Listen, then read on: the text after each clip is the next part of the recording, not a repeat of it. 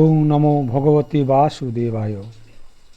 একবার ভগবান ব্রহ্মা ভগবান বিষ্ণুকে বললেন, হে প্রভু, মানব জাতি আপনাকে কিভাবে সন্তুষ্ট করতে পারবে, বা কিভাবে আপনি মানুষের প্রতি সন্তুষ্ট হন? তখন তার উত্তরে ভগবান বিষ্ণু বললেন, লোকবিখ্যাত শ্রীমদ্ ভাগবত নামক পুরাণ প্রতিদিন শ্রদ্ধাযুক্ত হয়ে শ্রবণ করা উচিত। এটাই একমাত্র আমার সন্তুষ্টির কারণ। যে ব্যক্তি শ্রীমদ্ ভাগবত মহাপুরাণ পাঠ করে তাকে এক এক অক্ষরের উচ্চারণের সঙ্গে কপিলা গায়ে দান করার পুণ্য হয়। যে প্রতিদিন শ্রীমদ্ ভাগবতের অর্ধেক শ্লোক অথবা 1/4 অংশ পাঠ করে অথবা শ্রবণ করে তাকে 1000 গোদানের ফল দেওয়া হয়। যে ব্যক্তি পবিত্রভাবে শ্রীমদ্ ভাগবতের একটা শ্লোক পাঠ করে সে 18 মহাপুরাণ পাঠের ফল পায়। যেখানে প্রতিদিন আমার কথা হয় সেখানে আমি উপস্থিত থাকি। যে ব্যক্তি সবসময় আমার এই শ্রীমদ্ ভাগবত মহাপুরাণ পূজা করে সে কলির অধিকার থেকে আলাদা থাকে। কলি তার উপর কোনো অধিকার পায় না। যে ব্যক্তি নিজের বাড়িতে বৈষ্ণব শাস্ত্রের পূজা করে সে সব পাপ থেকে মুক্তি হয় এবং সমস্ত দেবতারাও তাকে বন্দনা করে।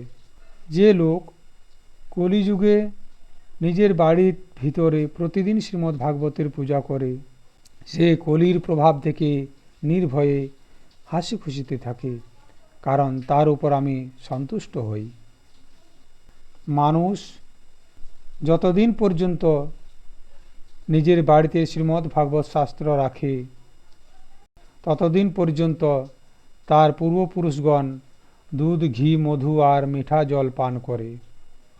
যে লোক বিষ্ণু ভক্ত পুরুষের ভক্তিপূর্বক শ্রীমদ্ ভাগবত শাস্ত্র সমর্পণ করে বা দান করে সে অনন্তকাল পর্যন্ত আমার বৈকুণ্ঠ ধামে বাস করার অধিকার পায়। যে ব্যক্তি সদা নিজের ঘরে শ্রীমদ্ ভাগবতের পূজা করে সে অবশ্যই সম্পূর্ণ দেবতাদের তুষ্ট করে। যদি নিজের বাড়িতে শ্রীমদ্ ভাগবত আধা শ্লোক অথবা চৌথাই শ্লোক রাখে তবে এটা অতি উত্তম কথা। এর ফলে অন্যান্য গ্রন্থের সংগ্রহের কোনো প্রয়োজন হয় না, কারণ সমস্ত গ্রন্থের ফল সে লাভ করে। কলিযুগে যে মানুষ নিজের বাড়িতে শ্রীমদ্ ভাগবত রাখে সে সমস্ত পাপ থেকে মুক্ত হয়, আর যে মানুষ নিজের বাড়িতে শ্রীমদ্ ভাগবত শাস্ত্র রাখে না তাকে যমরাজ কখনো ছাড়ে না, কারণ সে যমরাজের অধীনে থাকে। এই কলিযুগে যার বাড়িতে শ্রীমদ্ ভাগবত শাস্ত্র থাকে না তাকে কিভাবে বৈষ্ণব মেনে নেবেন? সে তো চণ্ডালের চেয়েও অনেক নিচু। আমাকে সবসময় সন্তুষ্ট রাখার জন্য নিজের সর্বস্ব দিয়েও বৈষ্ণব শাস্ত্রটি সংগ্রহ করা দরকার। কলিযুগে যেখানে যেখানে পবিত্র শ্রীমদ্ ভাগবত শাস্ত্র থাকে সেখানে সেখানে সব সময় আমি সমস্ত দেবতাদের সাথে উপস্থিত থাকি। শুধু এটাই নয়, সেখানে নদী, নদ, সরোবর স্বরূপ প্রসিদ্ধ সমস্ত তীর্থ বাস করে।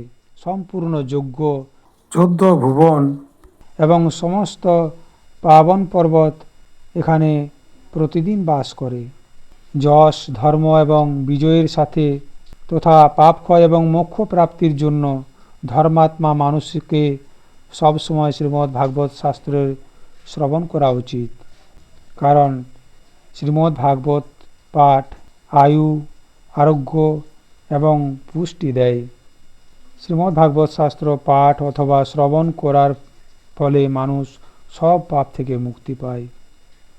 যে এই পরম উত্তম ভাগবত না শ্রবণ করে না পাঠ করে তার স্বামী হলো যমরাজ, কারণ সে সবসময় যমরাজের বশে থাকে।